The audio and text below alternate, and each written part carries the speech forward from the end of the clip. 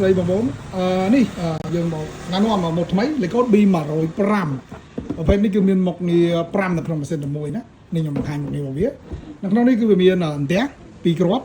បាទ laser មួយគ្រាប់នេះអន្ទះមួយគ្រាប់វានៅសងខាងមានសងខាងណាបាទអញ្ចឹងបានន័យថាអន្ទះ2 laser 2ហើយវាមាន LED នេះកណ្ដាលនេះបែកគ្រាប់ចូលយ៉ាងណានេះគ្រាប់ធំ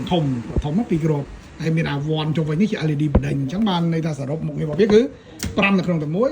ប្រភេទនេះទម្ងន់បែរជា1គីឡូកន្លះជាមួយនឹងកម្លាំងវ៉ាត់60វ៉ាត់នេះណាបាទហើយប្រភេទនេះគឺយើងមកជាមួយនឹងតេឡេវាមានតេឡេមានជើងវាត្រឹមត្រូវសម្រាប់ឲ្យយើងសេរីញាក់តាមភ្លេងអីណាបាទហ្នឹងហើយបងប្អូននេះមកក្នុងខ្សែក្នុងបបវិញមានខ្សែម៉ូតូស័យបូកជាមួយនឹងជើងខ្ញុំបង្ហាញជើងជូនបងប្អូនយល់ជើងនេះគឺយើងសម្រាប់ចាប់វាទៅយើងអាចដាក់នៅយើងរកឲ្យដាក់នៅនេះនេះជើងរបស់វាណានេះហើយមកជាមួយតេឡេបែបនេះអញ្ចឹងបានន័យថាគាត់ទៅយើងស្រួលដោយសារយើងអាចសេរីអីគឺនៅលើតេឡេបានអញ្ចឹងណាបាទហើយរូបរាងគឺបែបនេះជាមួយខ្ញុំបង្ហាញបងប្អូនមកជុំសិនប្រភេទនេះខ្នាតតូចនេះក៏មិនថាអាចប្រើជាមួយនឹង DMX បានន័យថាវាមានរំចូលភ្លើងជាមួយនឹងរំ DMX ដែលយើងអាចសេរីឲ្យវានេះបានណាសម្រាប់យើងប្រើ controller ទៅអ្នកខ្លះគាត់ចាំប្រើច្រើនគ្រាប់អីចឹងប៉ុន្តែ